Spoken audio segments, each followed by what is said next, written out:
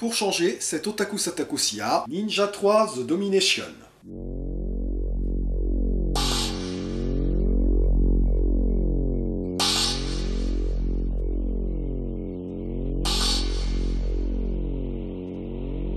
Minasan konnichiwa, perfectium des.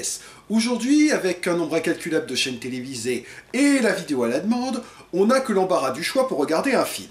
Mais ça n'a pas toujours été le cas, et moi qui suis né en 1974, j'ai connu l'époque où on n'avait que 3 chaînes télévisées, avec pas énormément de choix. Mais j'ai également vécu l'apparition de 2 choses qui ont grandement contribué à augmenter le choix du spectateur. La première, c'est le magnétoscope. Un appareil qui permettait non seulement d'enregistrer les programmes télévisés pour les regarder autant de fois qu'on voulait, mais qui permettait également de regarder des films loués dans un vidéoclub. Évidemment, au début, c'était un produit de luxe que seuls les nantis pouvaient se payer, mais il devint progressivement de plus en plus abordable, et ce n'était qu'une question de temps avant que mon père en fasse l'acquisition. Seul souci, comme il a toujours eu le nez creux, il avait pris un Betamax. Modèle rapidement supplanté par le VHS, malgré la qualité d'image inférieure de ce dernier.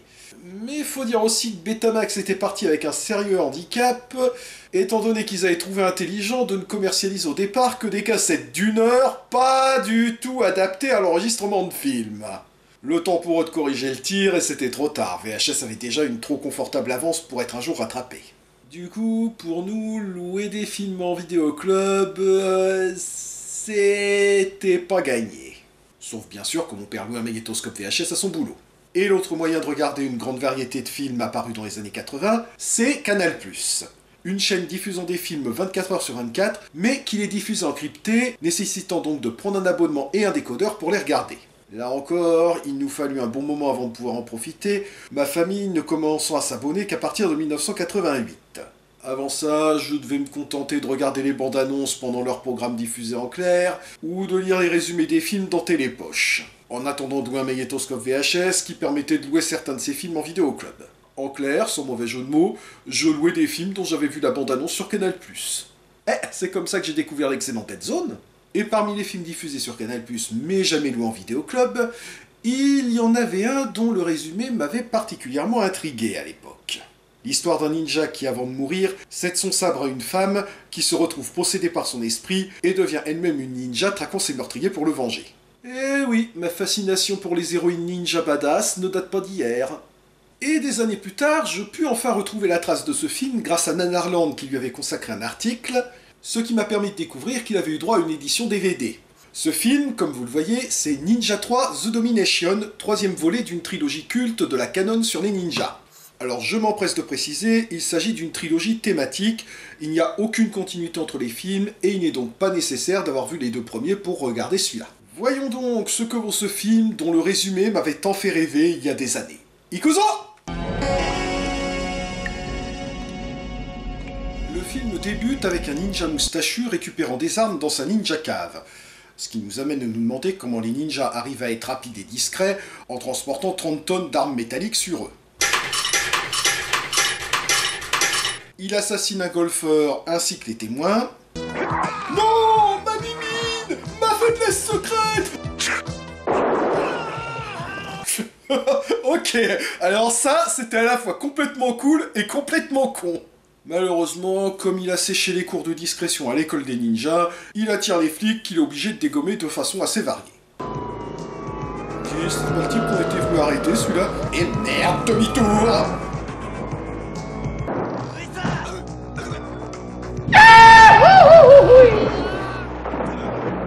Eh ben, après un coup comme ça, j'espère que le monteur s'est fait harakiri. Ah, ça c'est malin, maintenant quand on dira à quelqu'un qui tire comme un pied, ce sera plus péjoratif. Bref, après avoir été criblé de 5,271,009,010 balles de revolver, le ninja moustachu s'écoule enfin. Il va le faire. Je sens qu'il va le faire. Je l'ai fait exprès de dire que j'étais mort. Il l'a fait. Et c'est reparti pour un tour. Par contre, ils en sont à combien de balles, là? J'ai un peu perdu le fil, moi. Disparition ninja! Hell did he go? Where'd he go? Come on! Sparrow, let's get him! Let's go, come on. Come on! Damn it, stay together, man. Un ninja est caché dans cette image. Saurez-vous le trouver?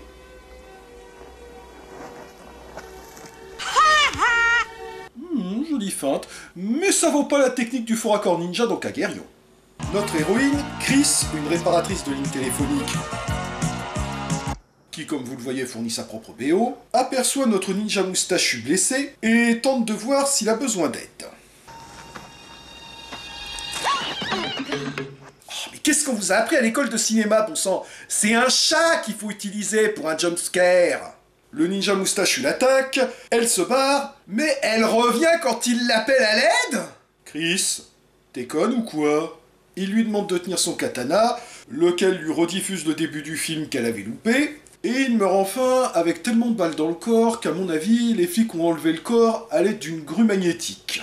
Nous voyons ensuite Chris faire sa déposition au commissariat. You didn't see any kind of a weapon, not even a gun or a knife? Comment ça, aucune arme sur lui? Et les 2500 armes qu'on l'avait vu prendre au début, il les a mangées? Commissariat où elle se fait draguer par le flic le plus lourd du monde. How about some coffee? No. Whiskey? A daiquiri? Sorry. Pizza? Taco? How about some candy? I'll be in touch. Oh, Christ. God, is she beautiful. Toi, t'as de la chance de pas être à l'ère du MeToo, toi. Une nana en juste au corps qui joue sur une borne d'arcade tout en dansant sur de la musique 80s. Toutes les années 80 résumées en un seul plan. Elle reçoit un coup de fil de l'inspecteur Balance ton porc, ce qui est totalement du harcèlement. What the hell is this? Got this to kill the cop with or something? Excellente idée, je la soutiens à 100%. Nous la retrouvons ensuite à son cours d'aérobic où s'est incrusté l'inspecteur gros lourd, mais c'est pas possible.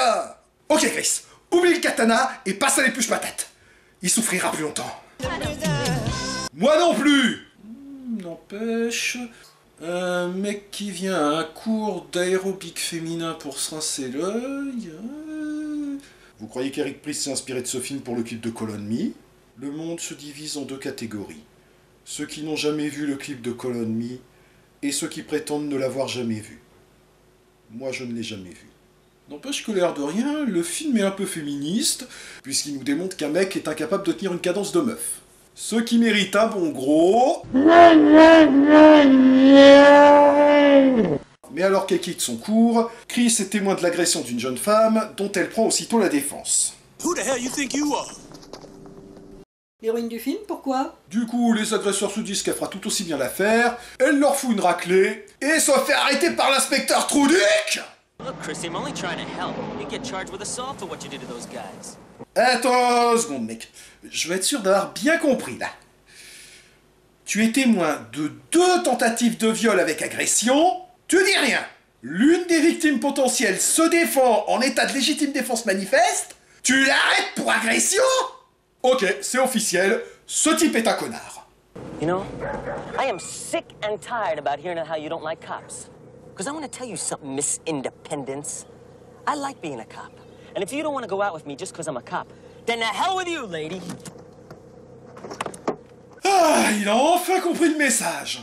Would you like to take me home? Quoi? Attends, Chris.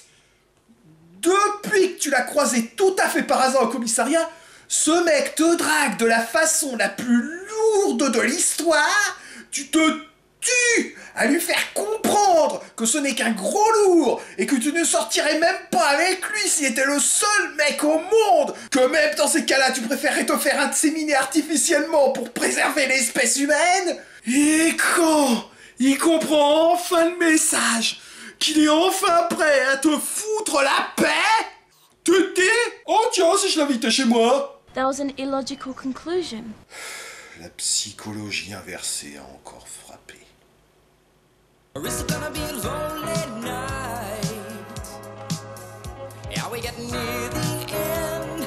Attendez, me dites pas que...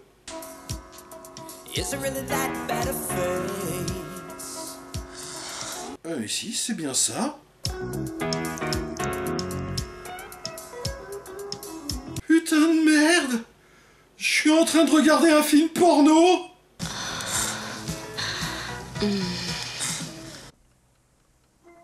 Ah bravo, alors non seulement il nous casse une scène de cul complètement gratuite, mais en plus il nous la montre pas. This is beautiful. Where did you get this? It's Japanese. Ça alors, un katana qui vient du Japon? Ah bah merci Captain Obvious, qu'est-ce qu'on ferait sans toi? Après le premier tiers du film, arrive enfin l'acteur dont le nom arrivait en premier au générique, Sho Kosugi, qui joue le ninja borgne Yamada. Pour ceux qui ne connaissent pas, Sho Kosugi, c'était la vedette des films de ninja de la Canon à l'époque. Et malgré le fait que, étant japonais d'origine, il ne parlait pas très bien la langue, It is an honor to be your guest.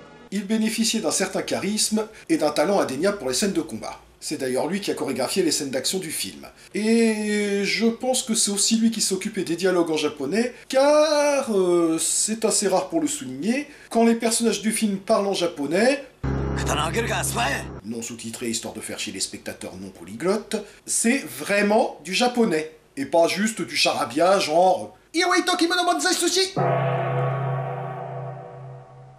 D'ailleurs, son fils Ken est lui aussi devenu acteur et a joué dans 2 séries de super-héros japonais, une série de la franchise Ultraman et Kaku Ranger dans lequel il jouait le rôle de Ninja Black. Tandis que son père jouait le rôle de son mentor, ce qui nous valait une excellente scène de combat entre les deux. Mais revenons au film. Alors que l'inspecteur Troutball passe faire coucou à Chris, elle reconnaît en son collègue un des flics qui a battu le ninja moustachu. Une fois chez elle, sa bande d'arcade se met à bouger toute seule, à cracher des fumigènes, avant de lui faire un spectacle son et lumière qui se termine par la danse du sabre volant. Ok, est-ce que ce film a soudainement décidé de prendre de la drogue?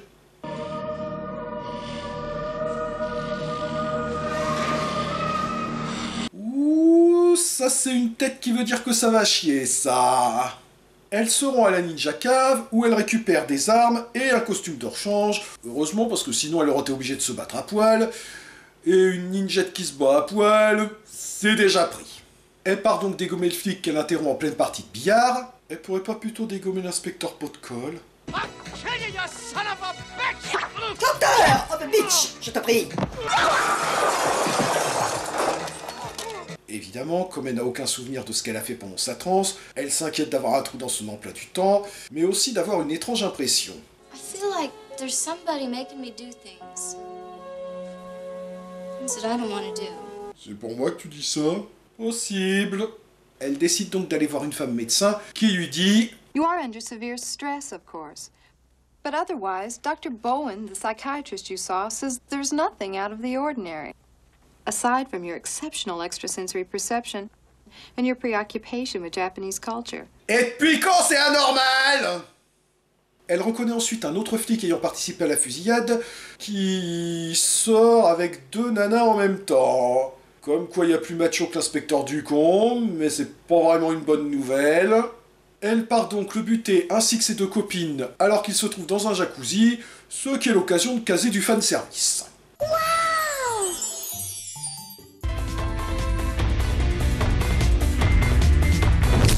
Go ahead, kid. The son of a bitch is all yours. This guy's a real jerk. Oser inviter une 3e nana à un plan à A3. C'est indigne d'un gentleman. Elle tue le flic et une de ses copines à l'aide d'une bague empoisonnée, mais comme c'est une bague à 2 coups, elle est obligée d'étrangler la 2e. Heureusement, Sho Kosugi mène l'enquête et la suit à la trace. L'inspecteur Stalker propose à Chris de consulter un reboot japonais au sujet de ses absences. Certes, aucun des deux ne croit aux fantômes, esprits et autres, mais... When you blank out, we don't know what you believe in, do we? Car ce film se déroule dans un monde parallèle où la logique n'a jamais existé. Ah d'accord, une héroïne ninja, du fanservice à gogo, et maintenant du bondage. Je suis pas dépaysé par rapport à Zen Pictures, moi. Hugues, je crois fumer qu'allumer de la paix. Tu te trompes de stéréotype, là, mec. Et à partir de là, Chris se livre à sa meilleure imitation de Linda Blair dans L'Exorciste.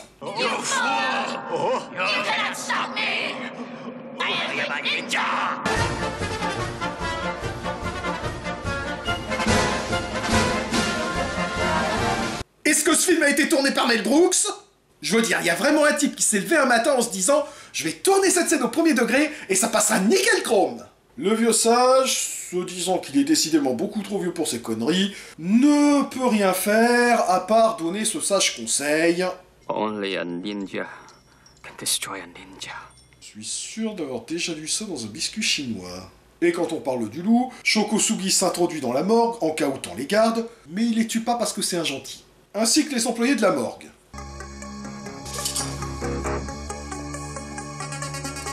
Yeah?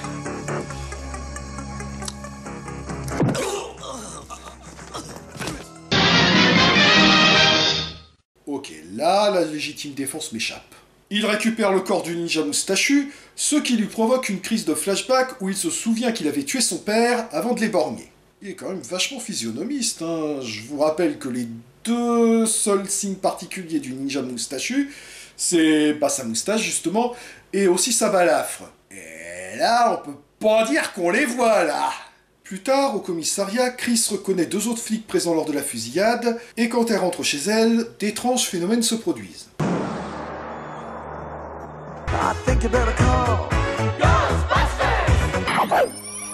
Ok, cette fois c'est sûr, je suis en train de regarder une parodie.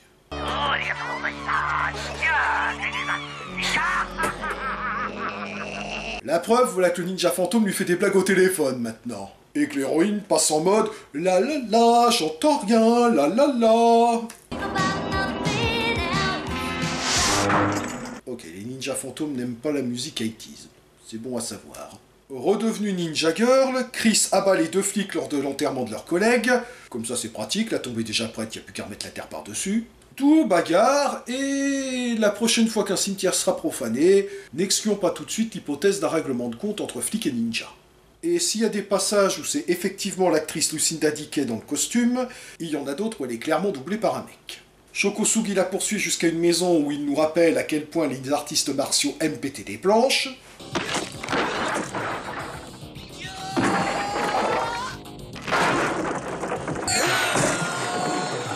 Comme dirait Bruce Lee... Oh, don't hit back.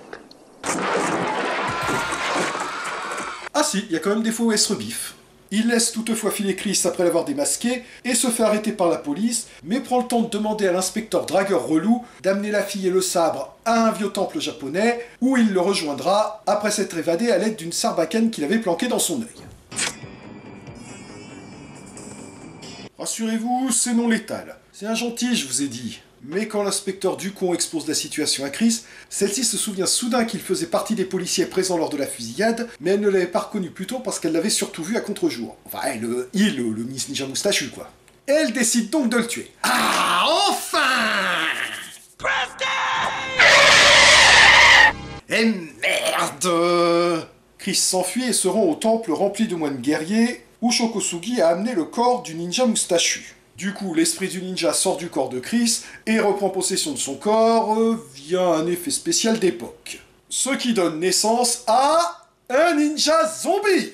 Sérieusement, il y a personne qui a jamais pensé à faire un film entier avec un concept aussi cool que des ninjas zombies, mais j'achète tout de suite un truc pareil, moi. Évidemment, un ninja zombie, c'est un peu raide. Du coup, il prend le contrôle des moines guerriers histoire qu'ils servent à quelque chose dans l'histoire. Heureusement pour Shokosugi, ces moines respectent le code sacré du Bushido et ne l'attaquent qu'à tour de rôle. Oui, comme dans les films Zen Pictures, comme quoi c'est vraiment un truc culturel japonais. L'inspecteur Shakur de surnom ranime Chris et ils sortent suivre le combat opposant Sho au ninja qui n'est plus du tout raide, allez savoir pourquoi. Mais du coup c'est marrant parce que dans Kaku Ranger, Shokosugi se bat contre Ninja Black et dans ce film, il se bat contre un méchant ninja que tout le monde appelle Black Ninja. Coincidence, we think not. Le flic tente d'intervenir, mais Chris l'en empêche. Ouf, à un moment j'ai cru qu'il allait y avoir un truc logique dans ce film. Et c'est finalement elle qui bute le ninja zombie moustachu avec son propre sabre, vous apprécierez l'ironie. Et là, il se passe... ça.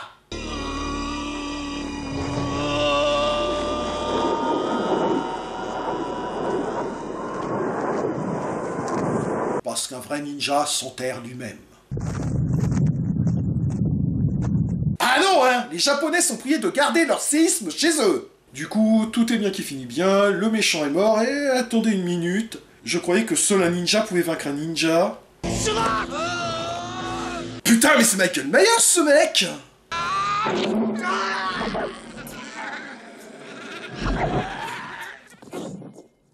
Ah, d'accord, son point faible, c'était un poignard dans le crâne, ok!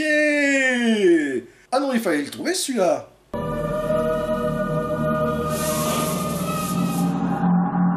Moralité, tant que le corps d'un ninja n'a pas disparu, il n'est pas mort. Korede Oharida, l'air de rien, ce film est un peu girl power avant l'heure. Bon, ok, maladroitement, girl power, témoin la façon dont l'héroïne tombe amoureuse du dragueur le plus relou de l'univers, mais il met quand même en scène une héroïne assez badass, qui fait un métier d'homme, qui ne se laisse pas marcher sur les pieds par les mecs, inspecteur Trouduc excepté, et qui dégomme des types par paquet de 12. D'ailleurs, il faut savoir que si la Canon avait donné le feu vert pour le film, les producteurs n'aimaient pas l'idée de donner la vedette à un personnage de ninja féminin, d'où l'idée de la faire posséder par un fantôme ninja pour justifier ses capacités exceptionnelles. Non mais on les comprend, une femme ninja, mais qui aurait pu croire à une chose pareille? Oh attendez, je sais, les Japonais!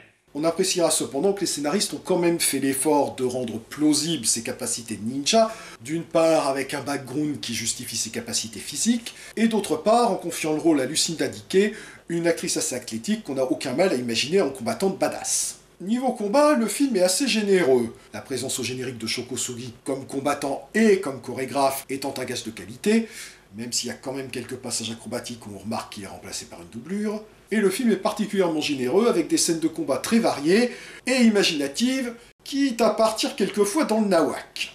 Et il faut bien avouer que le film n'a pas volé sa réputation de nanar, tant il y a des moments où il ressemble à sa propre parodie. Il y a aussi un côté assez fourre-tout, avec un mélange de tout ce qui était populaire à l'époque. Des ninjas, de l'aérobic, de l'exorciste, du SOS fantôme, de la musique 80s, du 9 semaines et demie, des bandes d'arcade, et j'en oublie certainement. Ça n'avait malheureusement pas suffi à faire du film un succès, et il avait marqué la fin de la vague des films de ninja de la Canon.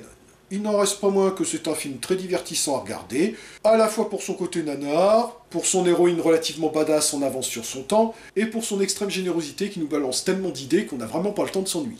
Merci d'avoir regardé cette première vidéo où je m'attaque à un film qui n'est pas d'origine japonaise, même si avec le thème des ninjas et la présence de Shoko Sugi au générique, on n'est pas vraiment dépaysé par rapport à d'habitude. Et si cette vidéo vous a plu, n'hésitez pas à la partager, à la pouce-vériser, et éventuellement à soutenir la chaîne par un don sur mon compte Tipeee, ou gratuitement en visionnant des clips grâce à leur fonction Clippy. Et je vous rappelle que vous pouvez retrouver mes critiques de bande dessinée sur Casse Critique, et mes critiques de séries sur Tokuona, où j'ai ajouté une note détaillée à Zyuranger, la première série de Sentai à avoir eu l'honneur douteux d'être Power Rangerisée par les Américains, dans laquelle on pouvait suivre les aventures de 5 guerriers préhistoriques, ramenés à la vie à notre époque pour s'opposer au projet de conquête d'une sorcière et de son armée de golems. Et j'ai également ajouté un dossier sur la super-héroïne australienne Cybergirl, une cyber-réplicante d'une autre planète venue sur Terre pour connaître sa civilisation et ses habitants, et qui tente de vivre une existence de lycéenne lambda, tout en échappant à 2 cyber-réplicants lancés à sa poursuite, et en faisant échec au projet d'un chef d'entreprise mégalomane qui rêve de contrôler la ville. J'allais!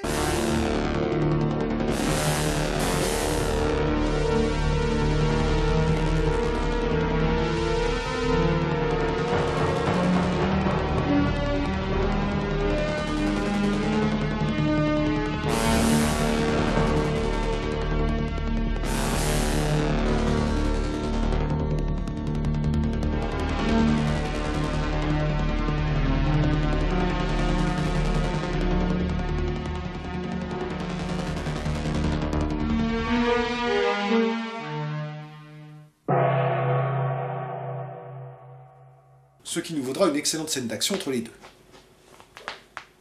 Non, il n'y a pas de friture, c'est Yasun qui fait ses griffes sur le fauteuil.